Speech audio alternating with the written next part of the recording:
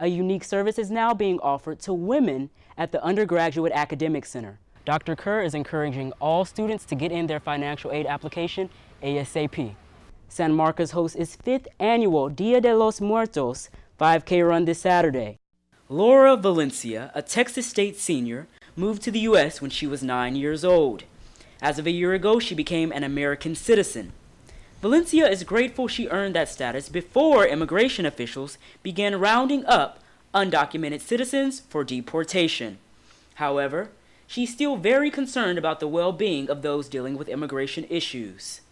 The fact that other people have to live in fear, and the fact that other people have to fear of, getting kicked out of their country, I think that's what really makes me sad.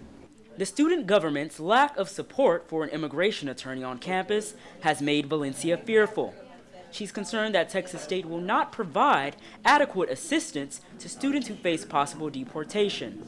Also, she says she encounters prejudice on campus, which makes her feel unsafe and unsupported.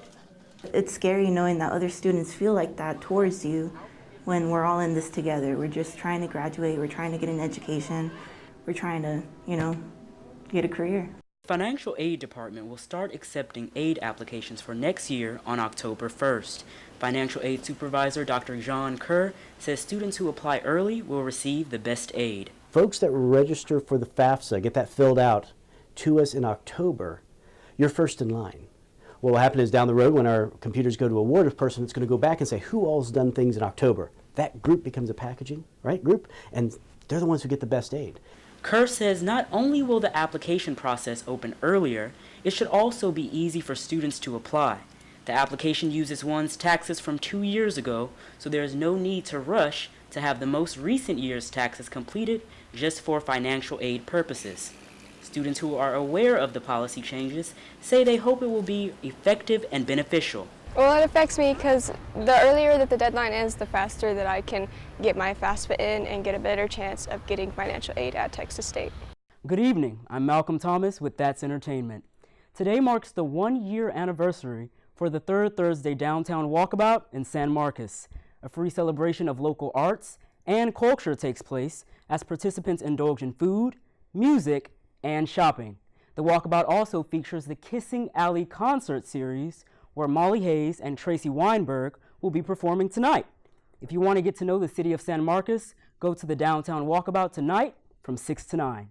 The Cheatham Street Warehouse in San Marcos gives musicians a chance to have their original music heard. Bobcat Update's David Baugh tells us about the Songwriters Circle. Texas songwriter Kent Finley opened Cheatham Street Warehouse in 1974 to showcase original music.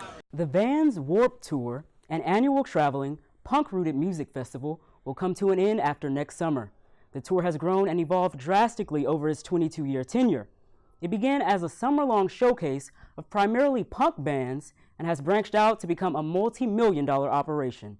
The tour incorporates more than 70 punk, hip-hop, metalcore, and pop acts and has an annual attendance of 500,000 people.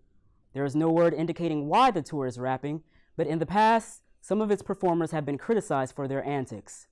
It will be a family affair for Tracee Ellis Ross at this year's American Music Awards.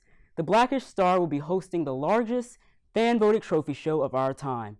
This Sunday's live program will be a big night for the actress and her family. Her mother, Diana Ross, hosted the award show in 1986, 1987, and will be honored with the 2017 AMA's Lifetime Achievement Award. ABC will be airing the ceremony from the Los Angeles Microsoft Theater. Rapper Lil Peep, an emerging YouTube star and voice on the hip-hop scene, has died at 21 years old. Peep was found unresponsive by his manager on his tour bus last night. Reasons for his passing have not been revealed. However, police officials are suspecting an overdose. Peep's career had been on the rise since 2015 from a series of SoundCloud tracks and mixtapes. He also received a lot of praise from his YouTube channel, where his videos attracted millions of views.